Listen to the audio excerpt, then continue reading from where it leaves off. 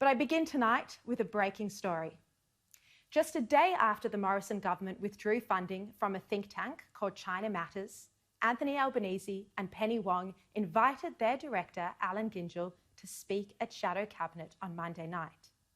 At that meeting, he criticised MPs who have been vocal about China. It was just a week ago today that the Morrison government announced China Matters, which had been granted almost $2 million by the taxpayer since 2015, would no longer receive funding. And that was from 3 departments: the Prime Minister and Cabinet, Defence and Foreign Affairs. Attorney General Christian Porter also revealed he was going to review whether it was appropriate for China Matters to receive the 3 years of extra funding his department had already, in principle, agreed to provide.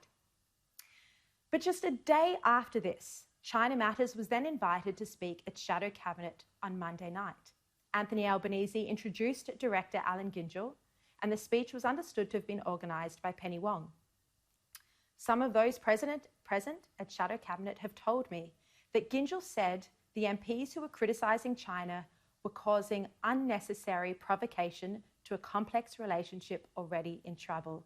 Now, there are different versions about the precise language he used, but I'm told that his message overall was that it is dangerous territory for these MPs to be criticising China so vocally. It's understood he made mention of the Wolverines, which is a group set up by Andrew Hastie, and Victorian Labor right MPs.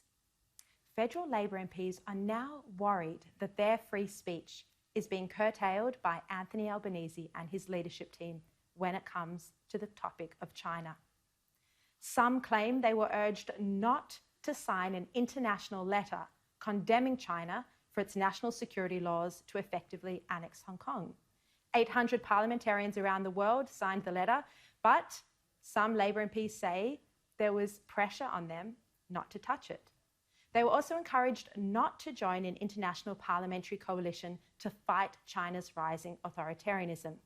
Kimberly Kitching, a federal Labor MP, she's co-chair of the Interparliamentary Alliance on China. It's a group that includes German, Canadian, British politicians from all political stripes: Conservatives, Greens and Labor.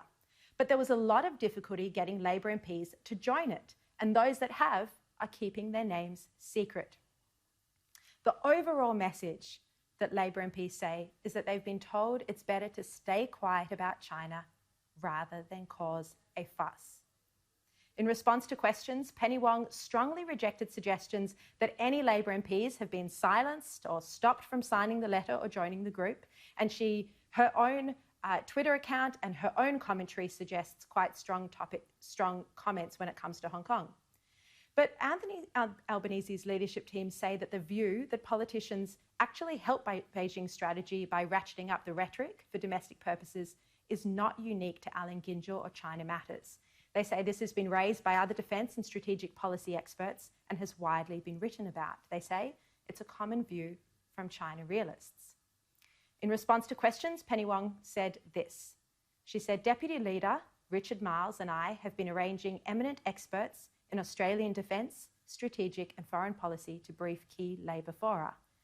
She said, "While I do not discuss what occurs at Shadow Cabinet, I can confirm that as part of this process, Mr. Allan Gyngell AO was invited to speak at last week's Shadow Cabinet.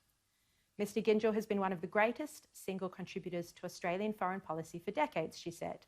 She said he is a giant of Australian foreign policy, has been Australia's chief intelligence analyst and was the founding executive director of the Lowy Institute. She said he's trusted and respected across the political spectrum. Mr. Gyngell is a board member of China Matters. Now, the question is, why has the federal government been so concerned about this organisation to have withdrawn funding from it?